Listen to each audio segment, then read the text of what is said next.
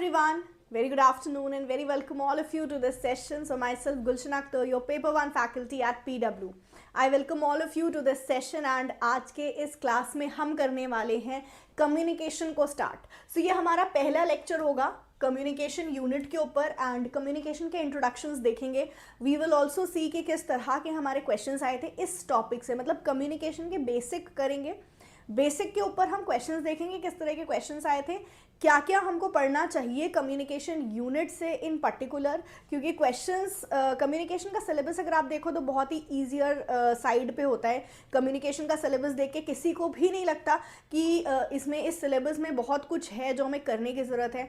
जो भी सिलेबस देखते हैं उनको लगता है लास्ट में करेंगे, लेकिन अब ऐसा नहीं है. कम्युनिकेशन पहले बहुत आसान आता था हमारा, एंड अब जो हमारे कम्युनिकेशन का सिलेबस है या कम्युनिकेशन के हम क्वेश्चंस कहें वो काफ़ी डिफ़िकल्ट लेवल पे आते हैं.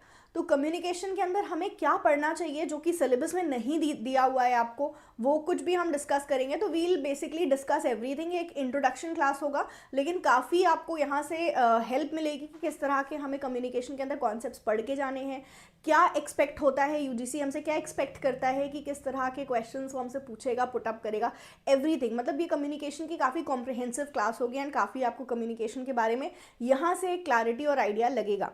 So quickly all of you do join me and let me know that everything is clear, voice, video, PPT. Very good afternoon everyone. So we are meeting after I would say quite a few days we are meeting. So let me know कैसे हैं आप सब, पढ़ाई चल रही है and किसी ने भी हाँ PPT is clear. What about voice and video? Also I hope कि किसी जो भी हमने पहले क्लासेस ली हैं सब ने उसके नोट्स बना लिए हैं एंड जो भी पढ़ चुके हैं कॉन्सेप्ट्स वो सारे आपको क्लियर हैं. नहीं क्लियर हैं तो क्लियर कर लेना, क्योंकि जैसे जैसे हम आगे बढ़ेंगे एडवांस कॉन्सेप्ट्स पढ़ते जाएंगे और फिर आपके पास इतना टाइम नहीं होगा कि आप प्रीवियस टॉपिक्स का रिविजन करो. इसलिए मेक श्योर कि जो पढ़ रहे हो उसी वक्त उसको करके नोट्स बना के कीप इट असाइड. क्लियर है?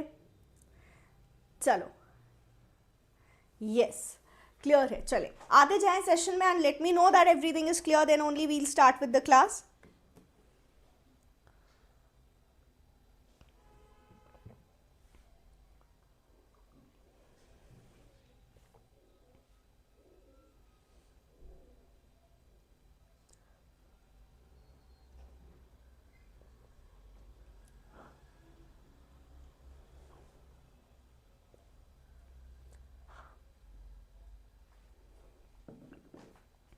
ऑल राइट, तो चलें कम्युनिकेशन स्टार्ट करते हैं एंड एवरीथिंग इज़ क्लियर. काफ़ी लोग आ चुके हैं. कम्युनिकेशन क्या बता दें, क्या बताना है मुझे.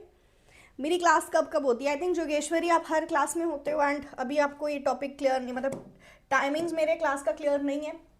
चलो मंडे, वेडनेसडे, फ्राइडे 12 बजे, ठीक है. मंडे, वेडनेसडे एंड फ्राइडे 12 बजे हम मिलते हैं यूट्यूब के ऊपर. ऐप पे we don't have free class, we just have free class on YouTube, ठीक है. सिर्फ यूट्यूब पे फ्री क्लास होगी हमारी and Monday, Wednesday and Friday ज़रूर से जुड़ना. चलिए स्टार्ट कर लेते हैं हम सेशन को विदाउट एनी फर्दर डिले. सबसे पहले कम्युनिकेशन का सिलेबस देख लो.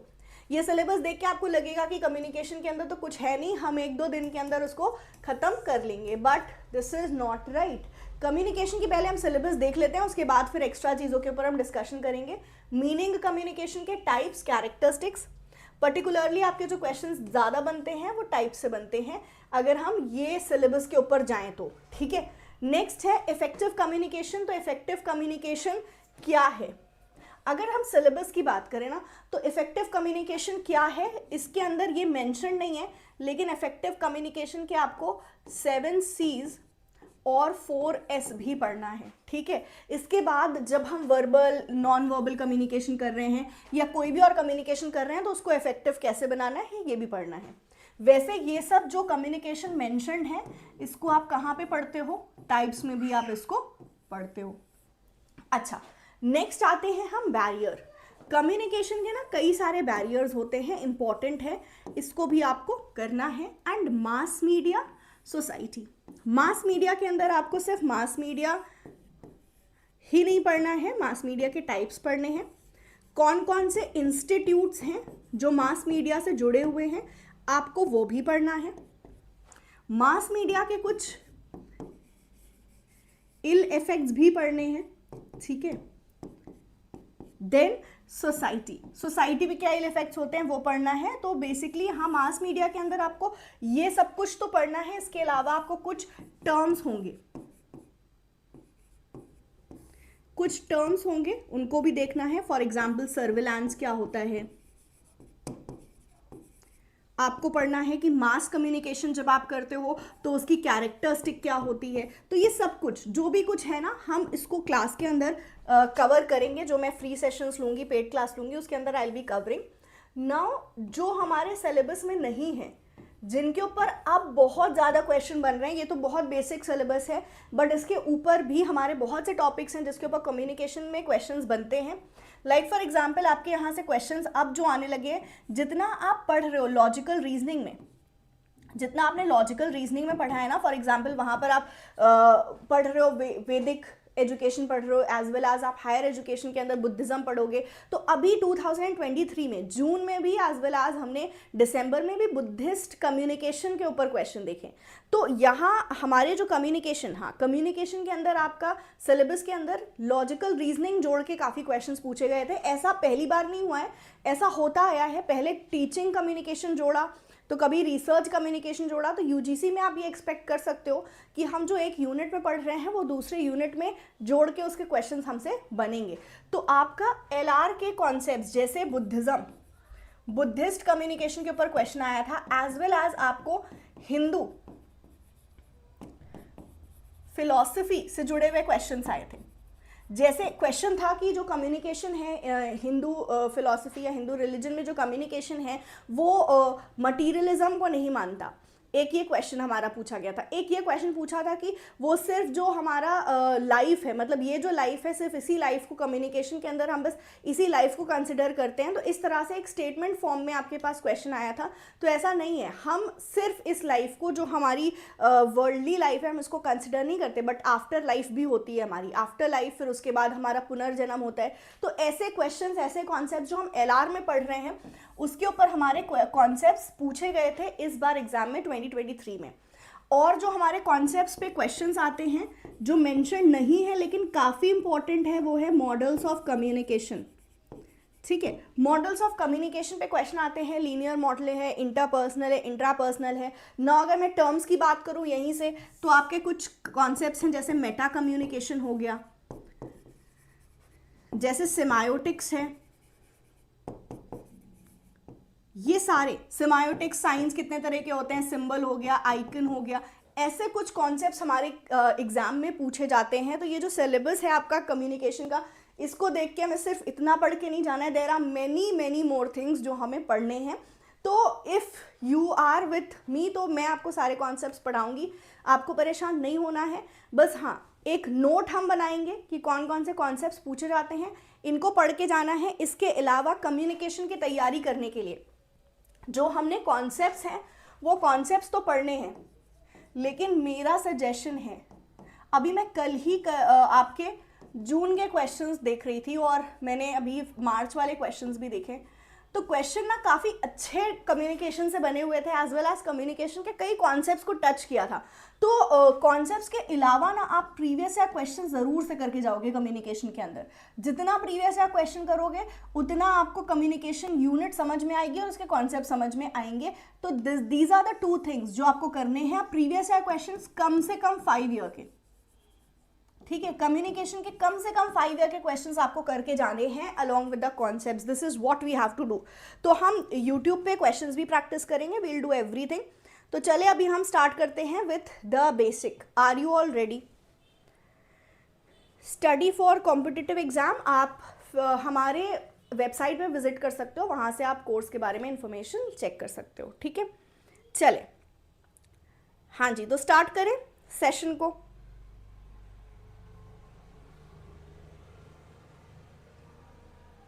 यस हाँ जी, चलो लेट्स स्टार्ट। सबसे पहले हम बात करते हैं कम्युनिकेशन क्या होता है। तो कम्युनिकेशन 2 वर्ड से डिराइव किया गया है, कम्युनिकेयर एंड कम्युनिस्ट। और कम्युनिकेशन, इन दोनों वर्ड का मतलब होता है कॉमन। तो जो हमारा कम्युनिकेशन है ना, जो हमारा कम्युनिकेशन है, इसका मतलब होता है कॉमननेस स्थापित करना। ठीक है, कॉमननेस मतलब क्या हो गया, म्यूचुअल अंडरस्टैंडिंग। तो जब मैं कम्युनिकेट करती हूँ ना, तो कम्युनिकेट का मतलब या कम्युनिकेशन का मतलब होता है म्यूचुअल अंडरस्टैंडिंग इस्टेब्लिश करना। दैट मीन्स जो मेरे दिमाग में चल रहा है वो आपके दिमाग में भी वैसे ही कॉमन हो जाए। अगर कॉमननेस हो गई तो उसको हम बोलते हैं कम्युनिकेशन हो गया।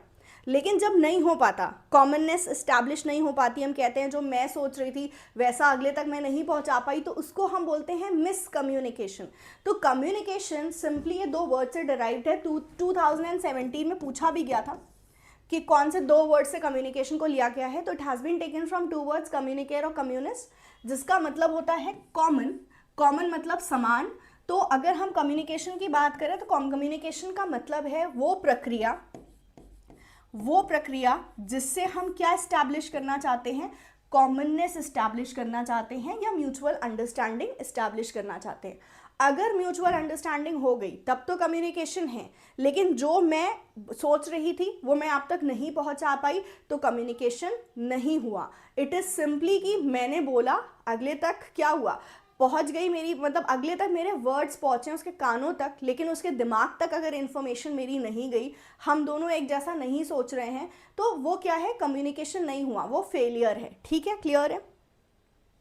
हाँ, तो अगर हम कम्युनिकेशन के वहीं से फिर कैरेक्टरिस्टिक्स को देखें तो सबसे इंपॉर्टेंट देखो लैंग्वेज, एक बेस लैंग्वेज। जैसे कि अगर आप चाइना गए हो, वहाँ पर आप कम्युनिकेट कर रहे हो, वहाँ उनकी भाषा मैंडारिन है, आपकी भाषा आप मान लो इंग्लिश में बोल रहे हो।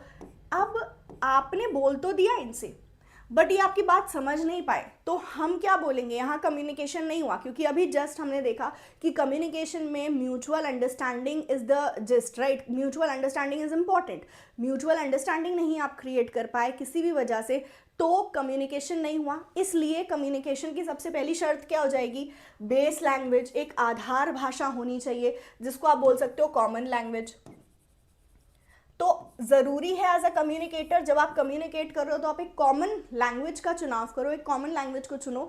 अगर लैंग्वेज कॉमन नहीं होगी तो फिर कम्युनिकेशन करना पॉसिबल आपके लिए नहीं होगा, क्योंकि अंडरस्टैंडिंग क्रिएट नहीं कर पाओगे। दो तरफा प्रक्रिया होता है, एक सेंडर होगा एक रिसीवर होगा। हमेशा सेंडर बोलेगा, रिसीवर सुनेगा, फिर रिसीवर के दिमाग पे कोई ना कोई इफेक्ट होगा, प्रभाव पड़ेगा, और फिर रिसीवर फीडबैक देगा।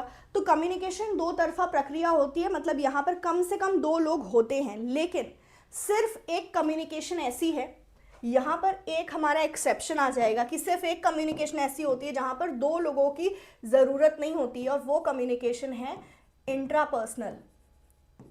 इंट्रापर्सनल कम्युनिकेशन जो वो कम्युनिकेशन होती है जो आप खुद से करते हो, आप प्लानिंग करते हो, तो वो इंट्रापर्सनल है, वहाँ सिर्फ एक पर्सन है ना। चले, कम्युनिकेशन की अगर हम और कैरेक्टरिस्टिक की बात करें तो एक्सचेंज होता है। अगर मैं सिर्फ सोच लूँ कि मेरे दिमाग में कोई आइडिया है, आप उसको समझ जाओगे, तो दैट इज़ नॉट पॉसिबल। मुझे आदान प्रदान करना होगा, मुझे एक्सचेंज करना होगा ताकि मैं अंडरस्टैंडिंग क्रिएट कर सकूँ। कम्युनिकेशन एक कंटिन्यूअस प्रोसेस है, ये इंपॉर्टेंट है। आपके 2020 में एक क्वेश्चन आया था जिसमें लिखा था कम्युनिकेशन के बारे में कौन सी स्टेटमेंट सही है, ऐसा क्वेश्चन था। इसमें एक क्वेश्चन था, communication can not break down. इसका मतलब है कि कम्युनिकेशन एंड नहीं होता। क्या ये स्टेटमेंट करेक्ट है? तो ये स्टेटमेंट करेक्ट थी। इसका मतलब है कम्युनिकेशन एक कंटिन्यूअस प्रोसेस है, कम्युनिकेशन एंडलेस है, वो चलता रहता है। कम्युनिकेशन, अभी फॉर एग्जांपल मैं आपसे कम्युनिकेट कर रही हूँ किसी एक टॉपिक के ऊपर, क्लास के बाद ऐसा नहीं कि हमारी कम्युनिकेशन खत्म हो गई। हो सकता है आप मुझसे डाउट्स पूछो, मैं रिप्लाई करूंगी, फिर नेक्स्ट क्लास में हम कुछ और कम्युनिकेट करेंगे, तो कम्युनिकेशन हमारा चलता रहेगा। इसके अलावा आप लाइफ टाइम कम्युनिकेट करते रहते हो, कम्युनिकेशन आपका एंड नहीं होता। अब ये भी आपसे एग्जाम में पूछा जा सकता है कि पर्टिकुलरली कौन सा मॉडल है कम्युनिकेशन का जो बोलता है communication will not and. Communication के 3 मॉडल हैं, लीनियर है, ट्रांजैक्शनल एंड इंटरैक्शनल। कौन सा मॉडल कहता है कि कम्युनिकेशन एंड नहीं होगा, communication is a continuous process? तो that is your transactional model. Communication चलता रहेगा। फॉर एग्जाम्पल कि आपने किसी से कुछ बोला, ठीक है, आपने किसी से कुछ बोला, उसने कोई रिप्लाई सामने से नहीं भी दिया, तो उसका एक जो साइलेंस होता है तो वो भी क्या है, एक मैसेज हमको देता है। फॉर एग्जांपल आपने किसी के पास मैसेज किया, उसने आपको रिप्लाई नहीं किया, तो एक मैसेज लगा ना आपको कि इग्नोर कर रहा है, मुझसे बात नहीं करना चाहता, या गुस्सा हो गया, डिपेंडिंग ऑन द सिचुएशन। तो कम्युनिकेशन ख़त्म नहीं होता है, एंडलेस है, कम्युनिकेशन चलता रहता है, कम्युनिकेशन होगा। ये किस मॉडल ने बोला है? ये आपके ट्रांजैक्शनल मॉडल ने बोला है। इसके भी हम डिटेल्स करेंगे when we will do the topic model of communication. Communication के अंदर वर्ड्स और सिंबल्स हम दोनों यूज़ करते हैं, जिसको हम बोलते हैं कम्युनिकेशन शाब्दिक अशाब्दिक दोनों होता है। कम्युनिकेशन वर्बल भी होता है, नॉन वर्बल भी होता है। जैसे कि आप अगर बोल के कम्युनिकेट कर दोगे तो वर्बल है, लेकिन आप चुप रह गए, आपने कुछ नहीं बोला, आपके जो फेशियल एक्सप्रेशन है उसने कोई मैसेज दे दिया, तो वो नॉन वर्बल है। नॉन वर्बल मतलब विदाउट वर्ड्स, बिना शब्दों के भी कम्युनिकेट होता है ना। एंड ये कौन सा कम्युनिकेशन है? वो कम्युनिकेशन है जहां पर हम शब्दों का इस्तेमाल करते हैं। अब बिना शब्दों के भी कम्युनिकेट होता है, हम कम्युनिकेशन कर सकते हैं विदाउट वर्ड्स। ये कौन सा कल्चर है? ठीक है, दो कल्चर होते हैं, एक हाई कॉन्टेक्स्ट कल्चर होता है, एक लो कॉन्टेक्स्ट कल्चर होता है। इसको भी हम थोड़ा सा डिस्कस करेंगे बिकॉज ये काफ़ी इंपॉर्टेंट है, क्वेश्चन इसके ऊपर काफ़ी ज़्यादा एग्जाम में पुटअप होते हैं। हाई कॉन्टेक्स्ट उच्च संदर्भित बोलते हो, और लो कॉन्टेक्स्ट। तो कौन सा कल्चर होता है जो नॉन वर्बल कम्युनिकेशन अच्छे से समझता है? इसका आंसर है हाई कॉन्टेक्स्ट। ठीक है, जो हाई कॉन्टेक्स्ट कल्चर वाले लोग होते हैं, जैसे कि हम हैं, इंडियंस हैं, ये नॉन वर्बल कम्युनिकेशन को भी अच्छे से समझते हैं, इनको हम हाई कॉन्टेक्स्ट कल्चर बोलते हैं। तो बेसिकली हाई और लो कॉन्टेक्स्ट होता क्या है? हाई कॉन्टेक्स्ट कल्चर वो कल्चर होते हैं जो बहुत ज़्यादा रियलाई करते हैं नॉन वर्बल कम्युनिकेशन पे। वर्बल पे तो करते हैं, मतलब आप जितना बोलोगे, इसके अलावा आपके एक्सप्रेशंस कैसे हैं, आपने कैसे उस बात को रखा है, टोन आपकी कैसी है, उसके बेसिस पे वो मीनिंग निकालते हैं मैसेज से। जैसे इंडियंस है नहीं, हम है नहीं कि हम जो है किसी ने कैसे बोला, किसी ने उस बात को बोलने का उसका तरीका क्या था, उसके एक्सप्रेशंस कैसे थे, किस टाइम पे हमने बोला, उससे हम एक मीनिंग निकालते हैं। जैसे ना में हाँ छुपी है, भाई वो तो ना बोल रही है लेकिन आप उसको हाँ मान रहे हो, क्यों? क्योंकि आपका एक तरीका है उसको इंटरप्रेट करने का, उसके बोलने के तरीके से आप उसका मीनिंग निकालते हो। तो हाई कॉन्टेक्स्ट कल्चर वो कॉन्टेक्स्ट होते हैं या वो कल्चर होते हैं आपके जो नॉन वर्बल मैसेज को भी अच्छे से समझते हैं, मतलब अशाब्दिक मैसेज को भी वो अच्छे से समझते हैं। वर्ड्स पे वो कम रियलाई करके नॉन वर्बल पे ज़्यादा रियलाई करते हैं। जबकि आपके जो लो कॉन्टेक्स्ट कल्चर्स होते हैं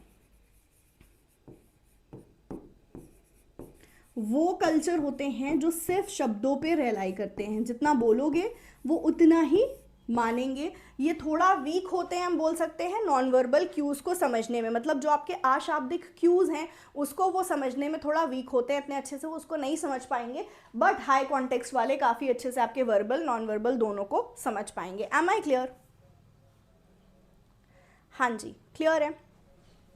सो देखो, इसी तरह से इतने इन डेप्थ की वर्ड्स, सिंबल्स, फिर वो कौन से कल्चर हैं जो समझ सकते हैं, ऐसा भी आपके एग्जाम में क्वेश्चन बनता है। अगर मैं पर्टिकुलरली 2 साल की बात करूं, 2022 और 3 की बात करूं, तो काफ़ी सारे क्वेश्चंस यहाँ से आपके एग्जाम में आए हैं। चले अब हम और कम्युनिकेशन की कैरेक्टरिस्टिक को देखते हैं। ऑल परवेसिव होता है, मतलब यूनिवर्सल होता है, हर जगह कम्युनिकेशन को हम यूज़ करते हैं। कम्युनिकेशन से आपसी समझ होती है, एंड कम्युनिकेशन डायरेक्ट इनडायरेक्ट दोनों होता है। डायरेक्ट का मतलब है कम्युनिकेशन होगा आपका फेस टू फेस, ठीक है।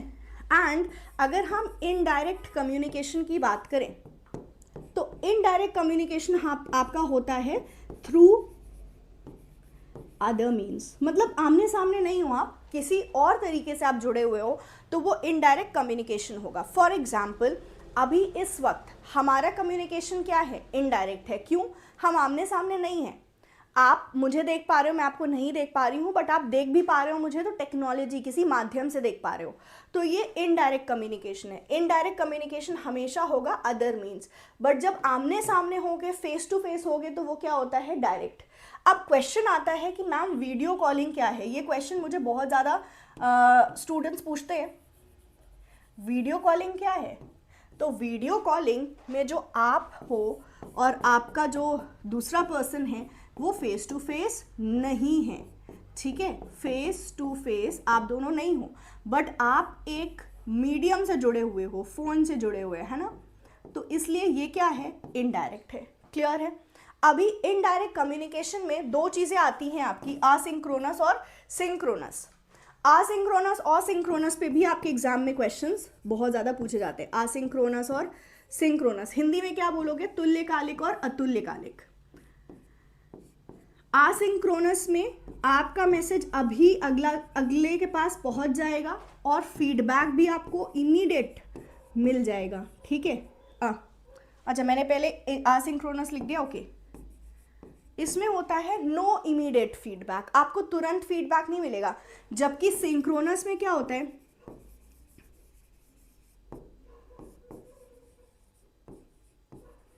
लाइक फॉर एग्जाम्पल, ये अभी मैंने आपको बोला हम लोग आपस में क्या है, यहाँ पर इनडायरेक्ट कम्युनिकेशन कर रहे हैं, क्योंकि हम टेक्नोलॉजी से जुड़े हुए हैं, है ना। हम टेक्नोलॉजी से जुड़े हुए हैं, इसलिए हमारा क्या है, असिंक्रोनस कम्युनिकेशन है। लेकिन मैं जो बोल रही हूँ उसका रिप्लाई आप मुझे तुरंत कर रहे हो, इसलिए हमारा क्या है, सिंक्रोनस कम्युनिकेशन है, तुल्यकालिक है। बट जैसे आप मुझसे डाउट्स पूछोगे कहाँ पर आके, डाउट फोरम में, जिसको डिस्कशन फोरम बोलते हैं, आप आके डिस्कशन फोरम में हमारे ऐप पे क्वेश्चंस पूछ के जा रहे हो, या मान लो आप यूट्यूब पे क्लास खत्म होने के बाद कमेंट्स करोगे, तो मैं उसको बाद में देखूंगी और उसका रिप्लाई मैं बाद में दूंगी आपको, है ना, तो वो आसिंक्रोनस हो गया। इसी तरह से आपने मुझे ईमेल लिखा, इसका रिप्लाई आपको बाद में मिलेगा, तो ये क्या हो गया, आसिंक्रोनस हो गया। इसके अलावा आसिंक्रोनस कम्युनिकेशन के अंदर बहुत सारे आपके एग्जाम्पल्स हो सकते हैं, जैसे न्यूज़पेपर आपका हो गया, आपकी मैगजीन्स हो गई, तो ये सारे आसिंक्रोनस कम्युनिकेशन के टाइप्स हैं, ठीक है।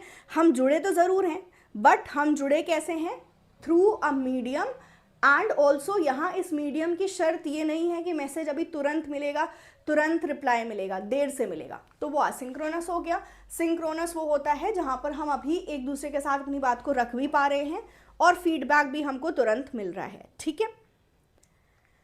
हाँ, अब कुछ क्वेश्चंस जो बहुत सारे स्टूडेंट्स के मन में आते हैं जब वो असिंक्रोनस सिंक्रोनस पढ़ते हैं, कि मैम ये जो व्हाट्सएप है, क्या हो रहा है, हाँ, ये जो व्हाट्सएप है या जो फेसबुक का जो मैसेंजर होता है, ठीक है, ये क्या होता है, ये सिंक्रोनस है या असिंक्रोनस है। तो मैं उनसे बोलती हूँ सिंक्रोनस है। फिर अगला सवाल वो पूछते हैं, मान लीजिए कि हमारा जो मैसेज है वो अगले ने उस वक्त उसका रिप्लाई नहीं किया, लेकिन वो बाद में कर रहा है, तो तब वो तो असिंक्रोनस होगा। तो आंसर है नहीं, तब भी वो सिंक्रोनस है। इवन इफ वो मैसेज का रिप्लाई आपका फौरन नहीं कर रहा है, वो उस वक्त उसने नहीं देखा, वो उस वक्त लाइव नहीं बैठा है, तो उस वक्त वो रिप्लाई नहीं कर पाया, तो वो असिंक्रोनस नहीं बनेगा, वो सिंक्रोनस है। क्योंकि ये जितने भी है ना, इसको हम किस नाम से जानते हैं, इंस्टेंट मैसेंजर, ठीक है। ये इंस्टेंट मैसेंजर होते हैं हमारे, और इंस्टेंट मैसेंजर का फीचर होता है कि ये तुरंत रिप्लाई कर सकते हैं। यहाँ पर क्या होता है, तुरंत रिप्लाई हमारा हो जाता है। अब वो उस वक्त नहीं कर पाया तो वो तो कहीं भी हो सकता है। फॉर एग्जाम्पल, अभी इस क्लास में आपने मुझसे कुछ क्वेश्चन पूछा, मैं रिप्लाई कर सकती थी लेकिन मैंने नहीं किया, हो सकता है वो क्वेश्चन मिस हो गया हो। आपको कोई डाउट आ रहा था, आपने उसको नहीं पूछा इस वक्त, तो आप नहीं पूछ रहे हो, नहीं कर रहे हो या नहीं कर पा रहे हो, वो उसको असिंक्रोनस नहीं बनाता। उसके फीचर को देखना होगा, क्या हो सकता है तुरंत फीडबैक, यस, इसलिए ये सिंक्रोनस है। क्लियर है, लेट मी नो क्विकली, एक बार फटाफट से मुझे बता दें।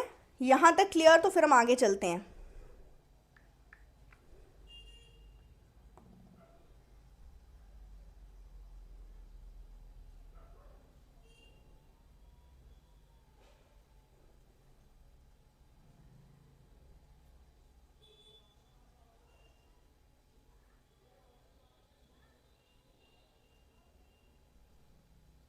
Yes, okay.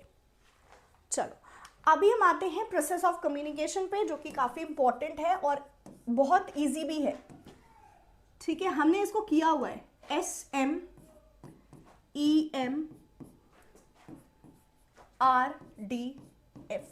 अगर हम कम्युनिकेशन कर रहे हैं तो उसका पूरी एक प्रक्रिया होगी। सबसे पहले सेंडर होता है जो क्या करेगा, मैसेज उसके पास है, उसके दिमाग में कोई आइडिया है, उसके दिमाग में कोई मैसेज हो सकता है, कोई इन्फॉर्मेशन हो सकती है, मतलब एक सेंडर है जिसको अपनी बात आगे देनी है। तो वो अपनी बात को देने के लिए, मतलब उसके पास क्या है, कोई मैसेज है, वो आगे देने के लिए उस मैसेज को क्या करेगा, पहले एनकोड करेगा।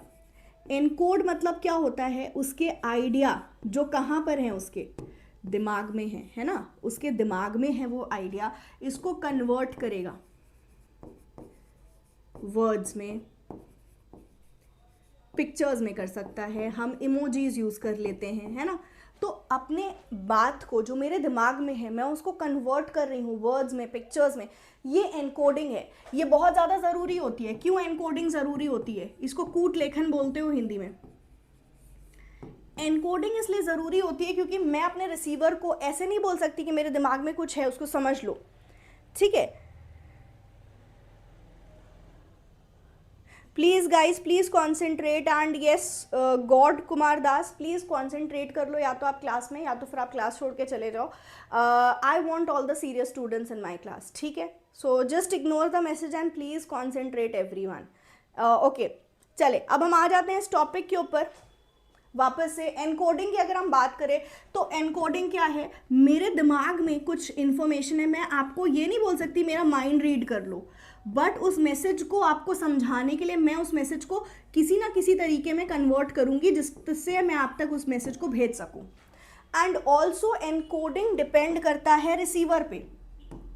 एनकोडिंग डिपेंड करता है रिसीवर पे। इसका मतलब क्या है, अगर आपका एक रिसीवर छोटा बच्चा है या आपका रिसीवर इलिटरेट है,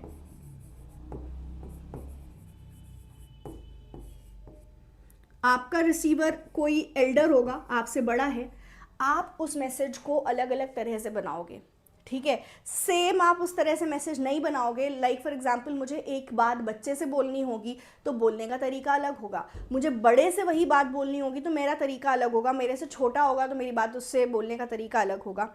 अगर इलिटरेट होता है तो आप कोशिश करोगे कि आप बोल के उस मैसेज को अपने पहुंचाओ, आप इजी वर्ड्स का यूज़ करो। बहुत अच्छी एग्जांपल होती है, जैसे फॉर एग्जांपल आप किसी शॉप में गए हो और या कोई आपके घर पे कोई हाउस हेल्प आ रही है, तो हम उस मैसेज को ना उन्हीं के अकॉर्डिंग बना के समझाते हैं।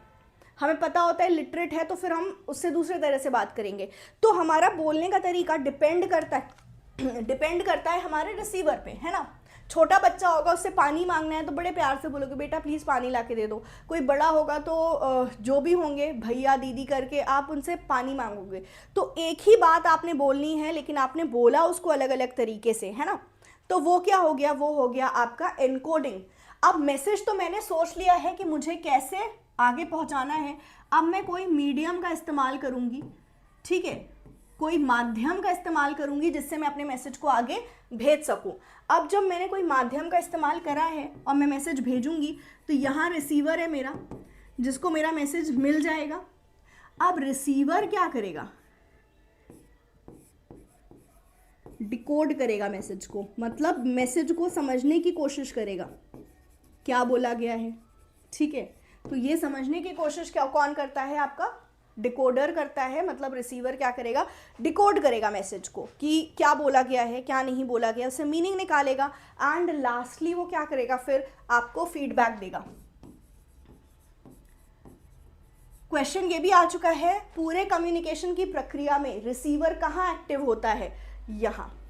आपको मैसेज मिल जाने के बाद आप एक्टिव होते हो, है ना। तो यहाँ हमारा जो रिसीवर है वो एक्टिव हो जाता है। वो अब मैसेज को समझेगा, समझने की कोशिश करेगा, फिर आपको फीडबैक देगा। तो काफ़ी सारे स्टूडेंट्स इसका आंसर, एक बार आपके एग्जाम में क्वेश्चन आया था रिसीवर कहाँ एक्टिव होता है, तो बहुत से लोगों ने इसका आंसर किया था फीडबैक।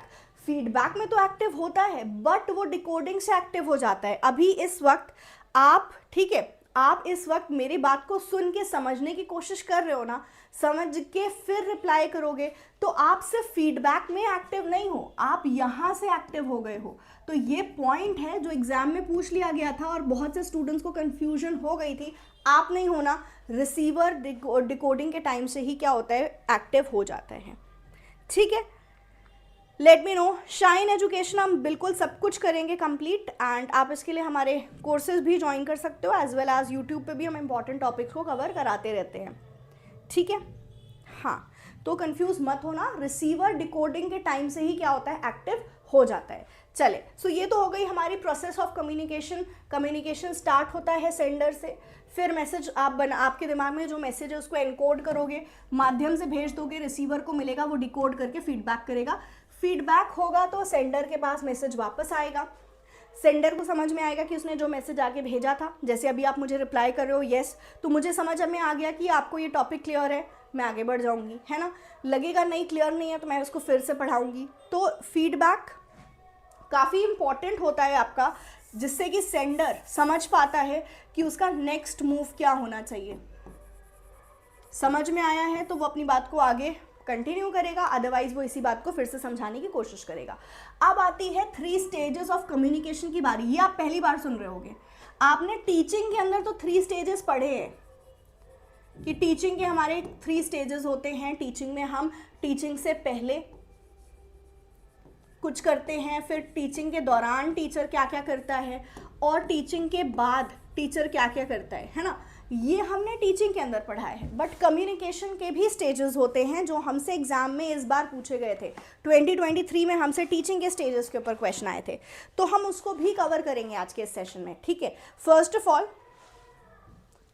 हिंदी मीडियम स्टूडेंट्स के लिए वी हैव बाइलिंगुअल बैच, जिसमें हम दोनों लैंग्वेज में पढ़ाते हैं, हम इंग्लिश हिंदी दोनों पढ़ाते हैं, तो it is for both the students. ठीक है, अच्छा जी, अब हम आ जाते हैं नहीं, फैटिक स्टेज इज़ डिफरेंट थिंग, वो तो इंट्रापर्सनल कम्युनिकेशन में पढ़ोगे। ठीक है, कि हम जब किसी से मिलते हैं फिर उसके बाद हम मिलेंगे, हाय हेलो होगा, फैटिक स्टेज होता है, तो that is a different thing. But अभी जो पढ़ रहे हो वो डिफरेंट है। यस, तो चलिए अब हम पढ़ते हैं 3 स्टेजेस ऑफ कम्युनिकेशन। तो जब हम कम्युनिकेशन करते हैं ना, तो उसके भी अपने स्टेजेस होते हैं। ऐसा नहीं है कि आप आके कम्युनिकेट करना शुरू हो गए, बट कम्युनिकेशन से पहले, ठीक है, कम्युनिकेशन के दौरान और कम्युनिकेशन के बाद क्या होता है, ये पढ़ना है। आपसे एग्जाम में जो क्वेश्चन पूछा गया था 2023 में, वो यही था कि कम्युनिकेशन हो जाने के बाद, मतलब आपने अपने बात आगे पहुंचा दी, किसी तक अपनी बात को पहुंचा दिया, उसके बाद आप क्या करोगे, उसके बाद होता क्या क्या है। तो आपको लिस्ट दी थी जिसमें से आपको पहचानना था कि ये एक्टिविटीज़ हमारी आफ्टर कम्युनिकेशन होती है। सो सबसे पहले अगर हम आएंगे कि हम जब कम्युनिकेट कर रहे हैं, ठीक है, हम जब बिफोर कम्युनिकेशन है, तो हमें क्या क्या चीज़ों का ध्यान रखना होगा। तो सबसे पहले कम्युनिकेट, किसी से बात करने से पहले जो बात का आपको ध्यान रखना होगा, गोल सोचना होगा कि भाई मुझे उससे बात क्यों करनी है। अपने आप को आपको उसको टॉपिक के लिए प्रिपेयर करना होगा, प्रिपेयर फॉर टॉपिक। और प्रिपेयर फॉर टॉपिक का मतलब है डिटेल में आप उस टॉपिक के बारे में नॉलेज लोगे कि भाई क्या टॉपिक है, किसके बारे में मुझे कम्युनिकेट करना है, you should be knowing about it. आपको आपके रिसीवर के बारे में जानना होगा कि किससे कम्युनिकेट करना है, ठीक है। देन प्रॉपर आपको सोचना है कि किस लैंग्वेज में, तो ये सब कुछ आपका कम्युनिकेशन से पहले होगा कि किस लैंग्वेज में कम्युनिकेट करना है, गोल क्या है, टॉपिक क्या है। अकॉर्डिंगली अब आप ड्यूरिंग में आते हो, जहाँ पर आप राइट बॉडी लैंग्वेज बहुत ज़रूरी है, एक right body language, right tone के साथ अपने मैसेज को डिलीवर करते हो, ठीक है। आपकी टोन, आप बहुत ज़्यादा असर्टिव होना चाहिए जब आप कम्युनिकेट कर रहे हो, तो you should be very assertive, बहुत कॉन्फिडेंस आपके अंदर होना चाहिए। बट हाँ, आपका टोन ऐसा होना चाहिए कि अगले को आप ऑफेंड नहीं कर रहे हो, बट अपने जो भी आपके पॉइंट्स हैं उनको बहुत ही क्लियरली कंप्लीट वे में रख रहे हो। तो नेक्स्ट आपका होना चाहिए मैसेज, आपको ध्यान रखना है कि मैसेज कंसाइज एंड कंप्लीट वे में आप अगले के सामने रखो, कंसाइज एंड कंप्लीट होता है कि ऐसा नहीं आधा अधूरा मैसेज दे दिया, आधा अधूरा मैसेज दोगे तो फिर उसको समझ में पूरी बात नहीं आएगी, और पूरा मैसेज आपको डिलीवर करना ज़रूर है लेकिन कम से कम शब्दों में, क्योंकि बहुत लंबा चौड़ा हो जाता है आपका कम्युनिकेशन तो फिर नहीं समझ में आती हमें बात या हम पूरी तरह से इंटरेस्ट नहीं लेते उसकी बात में। तो इसलिए message has to be concise, complete, properly मुझे मैसेज डिलीवर करना है with a right language, tone, confidence के साथ। और जब कम्युनिकेशन हो गया तो आपको फीडबैक मिलेगा, है ना। तो what you have to do at that time, यही आपके एग्जाम में पूछा गया था, ठीक है। अच्छा, अगर आपके पास कोई भी डाउट है, फॉर एग्जाम्पल इस टॉपिक से रिलेटेड डाउट नहीं है तो वो बाद में पूछना मुझसे, हम उसके बारे में बाद में डिस्कस करेंगे। अभी मुझे बताओ इतना क्लियर है सबको?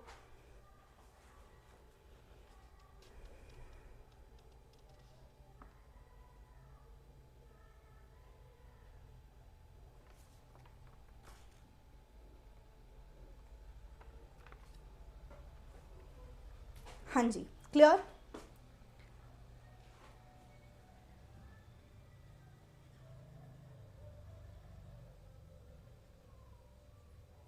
हाँ, तो आपको गोल बना के कम्युनिकेट करना है ताकि आपको पता हो करना क्या है।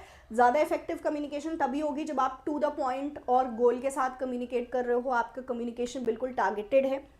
आप कम्युनिकेट जब कर रहे हो तो मेक श्योर कि फैक्ट बेस्ड बात करो। बहुत से लोग ऐसे बात करते हैं, मुझे तो ये लग रहा है, मेरी राय तो ये है। उससे कहीं ज़्यादा इफेक्टिव कम्युनिकेशन जब होगी जब आप उनको फैक्ट्स बताओगे कि ऐसा हुआ था। तो जब हम फैक्ट्स को यूज़ करते हैं तो more effective our communication is. इसलिए हमें क्या करना है, फैक्ट्स का ध्यान रखना है। अब आफ्टर कम्युनिकेशन हमको ध्यान रखना है कि अगर हमें कोई कम्युनिकेशन हो रही है, हमें किसी ने कोई बात बताई है तो हमें रिस्पॉन्ड करना है, ठीक है। एक तो हो गया आप रिस्पॉन्ड करोगे टू सेंडर अगर आप रिसीवर हो। इसके अलावा अगर आपको किसी ने जो आपको बताया है, ठीक है, और आपको कोई मान लो क्वेश्चन कर रहा है, क्रॉस क्वेश्चन कर रहा है, तो आपको डिफेंड करना है योर ओपिनियन, हाथ नहीं खड़े कर देने हैं। मान लो कि आपने कोई बात बोली और अगले ने उस पर क्रॉस क्वेश्चन कर दिया कि तुम तो गलत बोल रहे हो, तो इसीलिए बोला गया है ना कि पूरी नॉलेज होनी चाहिए। जो भी हम कम्युनिकेट करें पूरी नॉलेज होगी, तो कल को किसी ने आपके क्वेश्चन पे सवाल उठा दिया, आपकी बातों पे सवाल उठा दिया, तो यू हैव प्रॉपर फैक्ट्स और आप उनको डिफेंड कर सकते हो।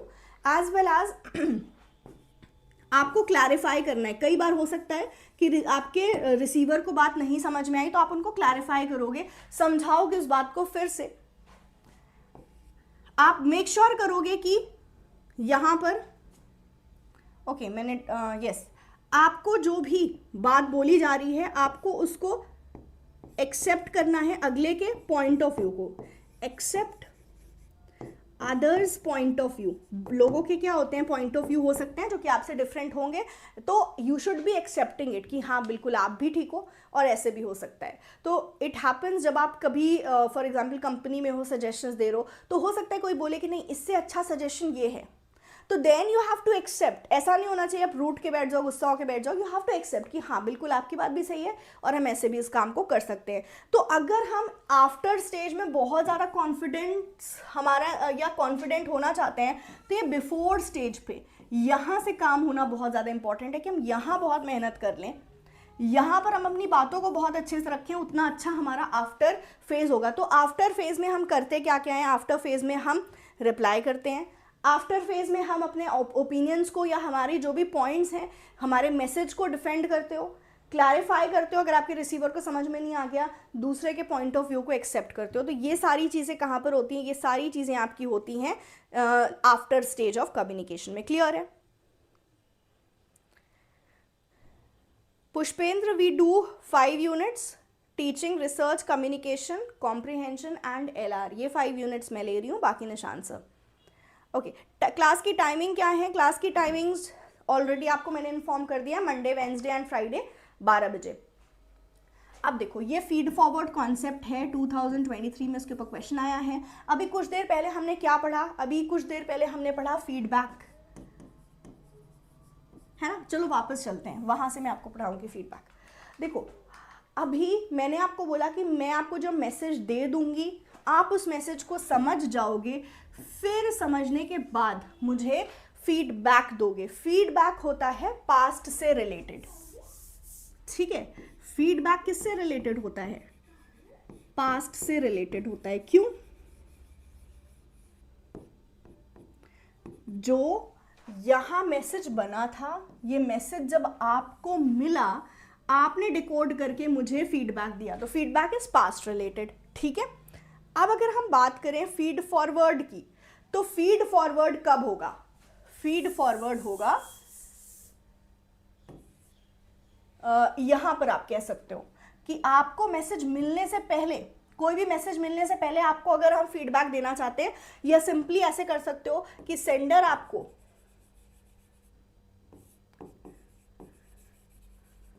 बिफोर हैंड कुछ बता दे। ठीक है, कुछ बता दे, लाइक फॉर एग्जाम्पल इंस्ट्रक्शंस दे दे कि ऐसा ही करना है आपको, तो मतलब आपको वो फ्यूचर में ही कुछ चीजें पहले से इन्फॉर्म करके चले, तो ये आपका क्या होता है? ये फीड फॉरवर्ड होता है। हमने फीडबैक नहीं किया, हमने फॉरवर्ड किया कि हम पहले से ही आपको कुछ बात बता दे रहे हैं और फिर हमने उस बात को आपको बताना शुरू किया। This is feed forward. Example इसकी, जैसे मैं आपको मैंने क्लास शुरू करी और मैंने क्लास के पहले ही आपको बोल दिया पेन पेपर लेके बैठना है, नोट डाउन करते रहना, जनरल डाउट्स होंगे तो क्लास में मत पूछना, आप क्लास के बाद पूछना, आपको टॉपिक से रिलेटेड कोई डाउट होता है तो मुझे वो टॉपिक कंप्लीट कर लेने देना। लाइक फॉर एग्जांपल प्रोसेस मैंने पूरा पढ़ा दिया, फिर क्वेश्चंस पूछना, क्योंकि अगर आप पहले बीच में पूछ लोगे तो हो सकता है मैं टॉपिक आगे कवर करूं, तो instead of asking in between आप थोड़ा सा रुक सकते हो। तो मैंने आपको पहले पूरे इंस्ट्रक्शंस दे दिए है ना, और फिर मैंने पढ़ाना शुरू किया, फिर आपको कोई डाउट है जो मैंने पढ़ाया है उससे आप फीडबैक या आप क्वेश्चंस पूछ सकते हो, आपके फीडबैक वहाँ पर लिए जाएंगे। सो ये हो गया आपका फीड फॉरवर्ड का कॉन्सेप्ट, जो हम पहले फ्यूचर में देते हैं आपको। कोई आपने कंपनी ज्वाइन करी है, उसमें ही आपको पहले से बता दिया गया आपने काम का क्या क्या करना है, क्या करना है क्या नहीं करना है, that is again feed forward. ठीक है, तो फीड फॉरवर्ड क्या हो गया? फीड फॉरवर्ड आपका होता है फ्यूचर से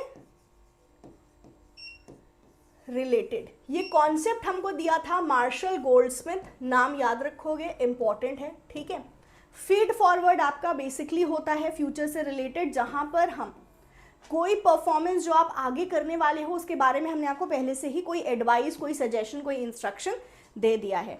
अब एक क्वेश्चन हम करेंगे जो आपके 2023 जून में पूछा गया था, यहां से आपको कॉन्सेप्ट फीड फॉरवर्ड का अच्छे से समझ में आ जाएगा। यहां पर अगर आप देखोगे तो यहां लिखा हुआ है, यस, यहां पर लिखा हुआ है information provided before sending the primary message, it is known as what? It is known as feed forward. Clear है?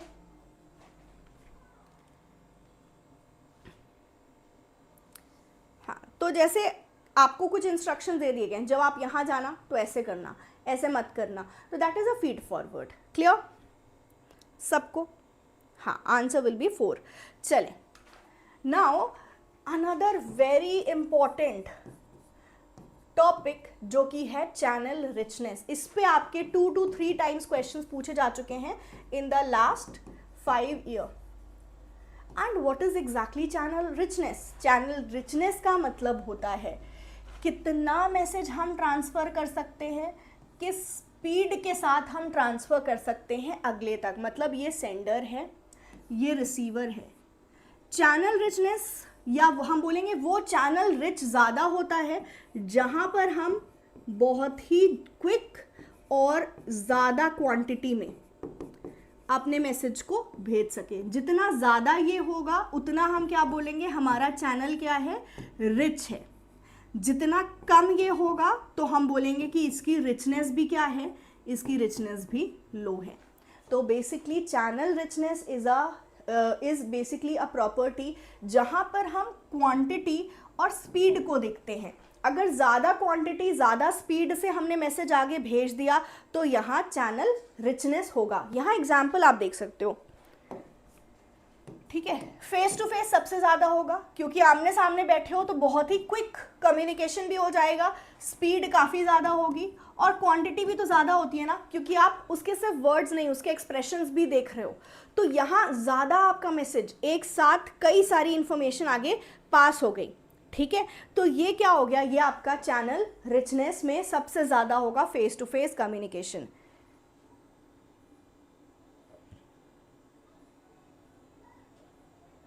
बताएं।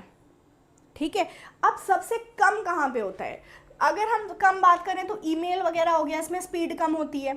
पोस्टर्स हो गए, बल्क मेल हो गया, तो यहाँ चैनल रिचनेस हमारी कम होती है। तो if I talk about face to face, यहाँ चैनल रिचनेस सबसे ज़्यादा इसलिए होती है क्योंकि एक तो आप अगले के वर्ड सुन रहे होते हो, बट उसके नॉन वर्बल मैसेज भी आप उसी वक्त देख सकते हो। तो देखो क्वांटिटी भी ज़्यादा हो गई, इसके बाद स्पीड भी तो ज़्यादा होती है, तुरंत पहुंच जाएगा अगले के पास आपका मैसेज। तो स्पीड एंड क्वांटिटी दोनों ज़्यादा होती है, इसलिए चैनल रिचनेस सबसे ज़्यादा फेस टू फेस में होती है। अब क्वेश्चन कैसा आएगा एग्जाम में? तो ऐसा आता है आपके एग्जाम में क्वेश्चन कि कौन सा वाला चैनल रिचनेस हाईएस्ट होगा, या इनमें से किस में सबसे ज़्यादा चैनल रिचनेस हमको देखने को मिलेगी। तो आंसर इसका होगा फेस टू फेस, अभी पढ़ा है ना।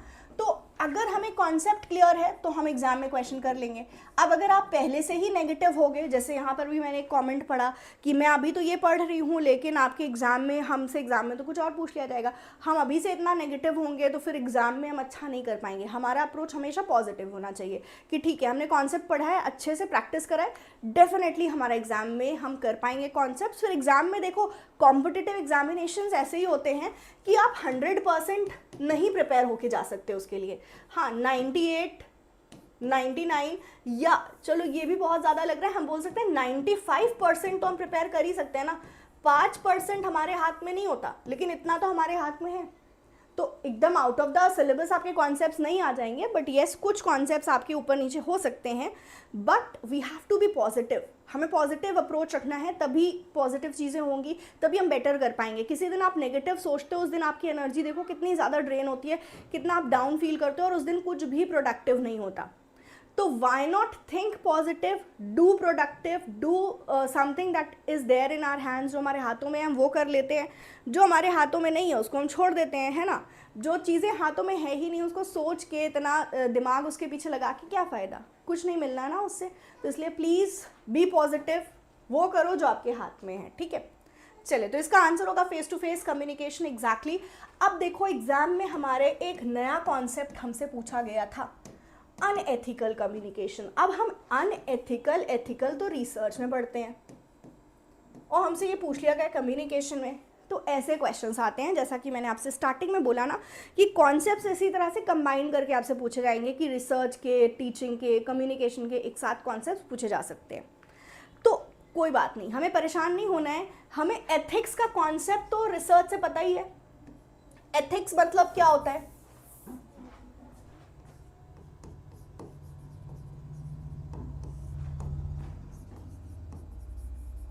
जो हमें सही और गलत का बताए। एथिक्स होता है हम अगर सही काम कर रहे हैं तो वो एथिक है, हमने कुछ गलत कर दिया तो अनएथिकल है। अब अनएथिकल कम्युनिकेशन मतलब अनैतिक संचार कौन सा होगा? तो देखो, हम alternative source of information use कर रहे हैं, हमने ऑल्टरनेट कोई दूसरा सोर्स यूज़ कर लिया, बुक से पढ़ना था हमने कहीं और से पढ़ लिया, तो ये गलत नहीं है, ये अनएथिकल नहीं है, ये नहीं होगा। Not revealing source of information, हमने सोर्स ऑफ इंफॉर्मेशन की इंफॉर्मेशन कहाँ से ली है ये नहीं बताया, तो ये हो सकता है, ये हो सकता है, मतलब ये प्लेजरिज्म के अंदर आ सकता है, ठीक है, कि हमने सोर्स नहीं बताया, बट हमने सिंपली, अगर मैं इतना बोल दूं कि ये मेरा आइडिया नहीं है, मैंने कहीं से लिया है, तब अनएथिकल नहीं होगा। तो आप ऐसे सोचो, मैं आपको ये नहीं बोल रही हूँ कि मैंने कहाँ से लिया है, बट मैं बोल दूँ कि ये जो मैं आपको बता रही हूँ ना मैंने कहीं पढ़ा था, तो दैट इज़ नॉट एथिकल। फिर अनएथिकल वो एथिकल हो जाएगा। बट प्रोपोगेंडा, ये जनरली क्या होता है, आपके मास मीडिया के थ्रू प्रोपोगेंडा फैलाया जाता है, ये अनएथिकल है, ठीक है। नॉन कमर्शियल पब्लिसिटी, हम किसी भी तरह से पब्लिसिटी करें, पैसा ना दे के पब्लिसिटी कराएं, तो वो अनएथिकल नहीं है, बट प्रोपोगेंडा इज़ अनएथिकल, ठीक है। प्लेजरिज्म हो सकता है बट है नहीं, क्योंकि मैं आपको अगर ऐसे बोल दूं कि भाई कहीं से लिया हुआ है, सोर्स नहीं बताऊं, तो वो फिर अनएथिकल नहीं होगा कम्युनिकेशन के अंदर, रिसर्च की बात नहीं कर रही हूँ। तो आंसर इसका होगा प्रोपोगेंडा। अब क्योंकि अनएथिकल का कॉन्सेप्ट भी हमें पढ़ना है, तो हम एक बार जल्दी से उसको भी देख लेते हैं। कम्युनिकेशन के अंदर एथिक्स क्या होती है? कम्युनिकेशन के अंदर एथिक्स मतलब है कि हम सही चीज़ें कर रहे हैं, कुछ गलत नहीं कर रहे हैं। और सही कम्युनिकेशन करने का मतलब है किसी अगले से, आप जिससे भी कम्युनिकेट कर रहे हो उसको रिस्पेक्ट दो, जिससे आप कम्युनिकेट कर रहे हो आपको ध्यान रखना है कि आप उससे सारी बातें अपनी शेयर करो, मतलब जो टॉपिक से रिलेटेड बातें हैं उसको शेयर करो, सीक्रेटिव ना हो, डिसरिस्पेक्ट मत करो अगले की, आप अगले का मजाक मत उड़ाओ, आपकी जो बातें हैं उसमें स्लैंग्स नहीं होना चाहिए, जिसको हम बोलते हैं गालियाँ नहीं होनी चाहिए, या ऐसे अभद्र शब्द नहीं होने चाहिए। तो ये सारी एथिक्स हैं। तो कम्युनिकेशन के अंदर अनएथिकल क्या होगा, जो एथिक्स नहीं है। जैसे मान लो किसी को डरा धमका रहे हो अपनी बातों से, जैसे आपसे बोल देगा तुमने यहाँ पर मेरी क्लास अटेंड नहीं करी तो ऐप में आप आओगे ना तो मैं आपको क्लास से ब्लॉक कर दूंगी, ये क्या हो गया, ये हो गया अनएथिकल। आप ऐसा नहीं कर सकते, है ना, डरा धमका के। तो this is what, this is unethical. इसके अलावा क्या होगा, इसका अलावा होगा डिस्ट्रक्टिव। डिस्ट्रक्टिव होता है कई बार कई बार हम ऐसी बातें बोल जाते हैं जो अगले की इमेज के लिए गलत होती है, हमें नहीं करना चाहिए। हमें किसी की आप बोल सकते हो कि हमें उसकी इमेज या उसका मजाक, कई बार हम अगले का पूरी तरह से कॉन्फिडेंस डिस्ट्रॉय कर देते हैं। कैसे, उसका मजाक उड़ा के, है ना। अरे भाई रुक जाओ, प्रोपोगेंडा क्या होता है बताती हूँ।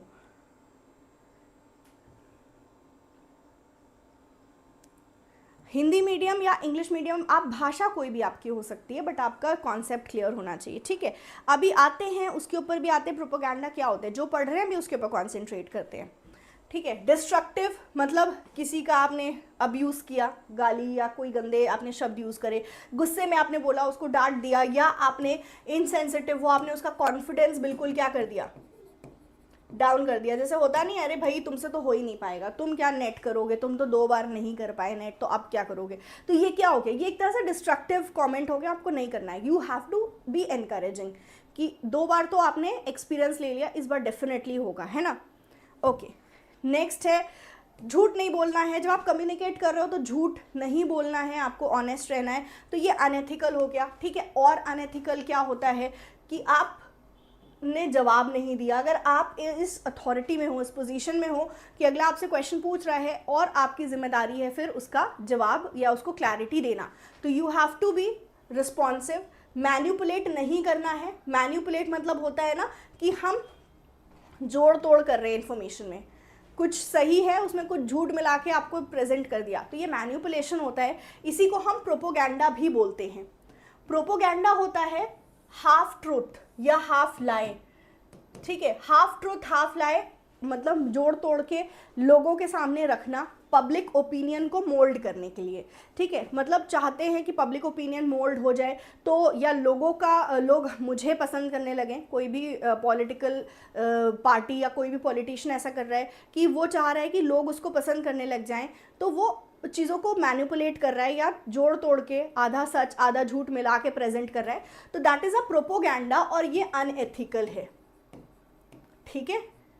कोई पर्सन भी हो सकता है, कोई इंडिविजुअल भी हो सकता है जो प्रोपोगेंडा फैलाने की कोशिश कर रहा है, मतलब झूठ प्रेजेंट कर रहा है, दैट इज अनएथिकल। किसी दूसरे के आइडिया को चोरी करके यूज करना भी अनएथिकल है, ठीक है। सो ये सारे हमारे क्या हैं, अनएथिकल एक्ट्स हैं which should not be used और which should not be done in communication. Clear है।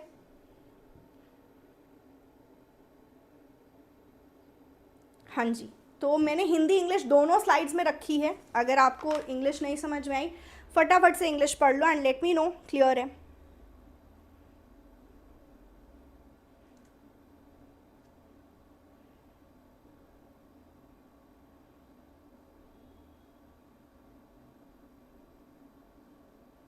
चलो ओके। सो यस, इसके बाद रहा आपका होमवर्क जो कि आपको करना है। क्वेश्चन है आपका होमवर्क का, डायरेक्टली इफेक्ट या इन्फ्लुएंस लिसनिंग स्किल। ये कब का क्वेश्चन है, 2023 का, 2023 जून का क्वेश्चन है आपका। और पूछ क्या रहा है यहाँ पर कि कौन से आपके इनमें से कौन सा आपकी लिसनिंग स्किल को इन्फ्लुएंस करता है। हिंदी भी देख सकते हो, सुनने के कौशल को कौन सा प्रभावित करता है इनमें से, ये आपको पढ़ के समझ के मुझे आंसर करना है। कहाँ पे, कमेंट्स में। क्लास के बाद मैं आपके कमेंट्स देखूंगी और फिर जब हमारी नेक्स्ट क्लास होगी तो मैं आपको उसके अंदर इसका आंसर दूंगी, ठीक है। तो मेक श्योर कि आप इसके आंसर मुझे ज़रूर से करना आज ही। ओके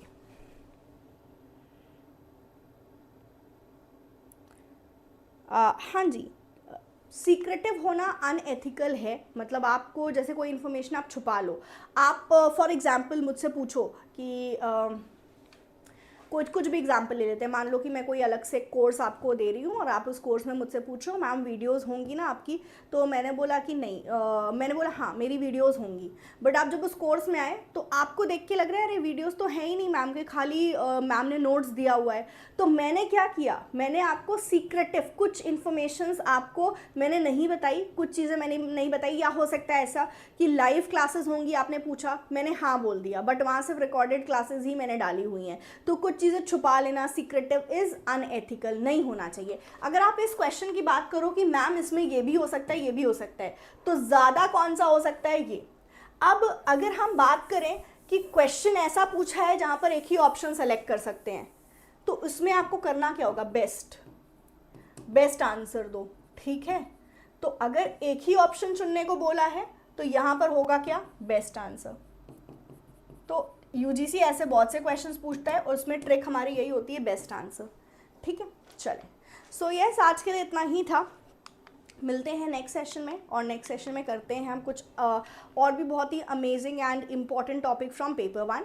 तो यस स्टे ट्यून्ड। अब हम कब मिलेंगे, वेंसडे को मिलेंगे 12 बजे with another power pack session, और अगला सेशन मेरा होगा किस पे, लॉजिकल रीजनिंग पे, ठीक है। लॉजिकल रीजनिंग पे मेरी नेक्स्ट क्लास होगी वेडनेसडे को। Please everyone stay tuned. Theory session होगा, काफ़ी इंटरेस्टिंग इंपॉर्टेंट होगा, तो मिलते हैं तब, ठीक है। चले, take care, have a very great day ahead, stay safe, bye bye.